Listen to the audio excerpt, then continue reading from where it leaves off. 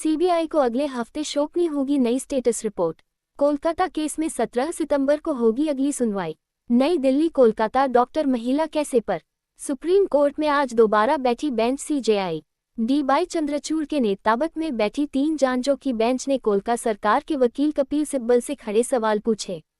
Supreme court ने ममता सरकार case दर्ज करने और एफआईआर में देरी पर भी सवाल पूछा। सीजीआई ने पूछा कि अर्जिकल मेडिकल कॉलेज से संदीप घोष का घर कितनी दूर है। इस पर सीबीआई के वकील एसजी तुषार मेहता ने कहा कि महज 10 से 15 मिनट। सीबीआई ने कोलकाता सरकार से जनरल डायरी और उसे पर एंट्री को लेकर भी सवाल किया। दोनों पक्षों की दलीलें सुनने के बाद शीर्ष अदालत ने सुनवाई 17 सितंबर के लिए मुकर्रर की। इसके साथ ही सीजीआई ने सीबीआई को अगले हफ्ते 17 सितंबर को नई स्टेट्स रिपोर्ट सौंपने को कहा। CJI D.Y.. चंद्रचूड़ ने सुनवाई के बाद कहा, हमने आगे की जांच की दिशा अच्छी है, हम इस पर खुले दरबार में टिप्पणी नहीं करना चाहते हैं, हम सोमवार तक एक स्टेटस रिपोर्ट चाहते हैं। सीबीआई को अपनी जांच के आधार पर आगे बढ़ने दे। सीबीआई द्वारा स्टेटस रिपोर्ट दाखिल कर दी गई है। ऐसा प्राप्त होता है कि जांच चल रही है, इसलिए हम उन्हें 1 हफ्ता और देते हैं। हम इसे मंगलवार को देखेंगे, देखते हैं तब क्या होता है, और हम सीबीआई को उसकी जांच पर कोई चला नहीं देना चाहते। कपिल सिब्बल से सुप्रीम कोर्ट के कड़े सवाल। कपिल सिब्बल धाम 4:20 पर 4:40 पर न्यायिक मस्जिद मजिस्ट्रेट गम 4:10 बजे 4 पहुंचता है, वहां 4:20 4:40 तक जांच करता है। इसकी वीडियो रिकॉर्डिंग की गई थी।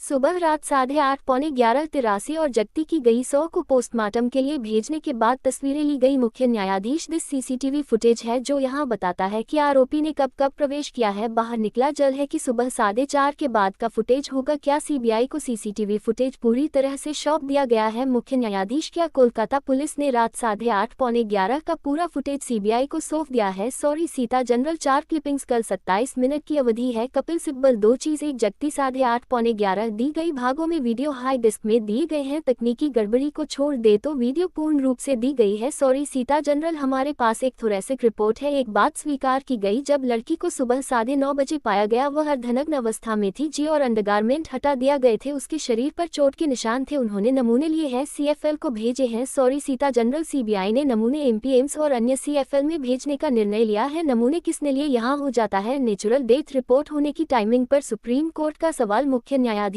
हम 2 पहलुओं पर उपस्थित कारण जानना चाहते हैं कि उड़ाप प्राकृतिक मृत्यु 861/2024 कॉकरोच दर्ज किया गया था।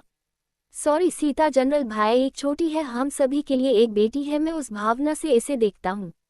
कपिल सिब्बल, मात्रा प्रमाण पत्र दोपहर 1:47 बजे दिया गया। पुलिस स्टेशन में दोपहर 2:55 बजे उड़ाप प्राकृतिक मौत दर्ज की गई थी। मुख्य न्यायाधीश, किस जीडी एंट्री के आधार पर अनेकुलर डेथ 861 अस्तित्व में आता है? सिब्बल, जीडी जनरल डायरी 565 शाम 2:55 बजे दर्ज की गई। सॉलिसिटर जनरल, रात 11:30 बजे, मेरे पास प्रति है। कपिल सिब्बल, नहीं, मेरे पास भी प्रति है, यह एक प्रमाणित प्रति है। सीजेआई का सवाल, संदीप घोष का घर मेडिकल कॉलेज से कितना दूर था?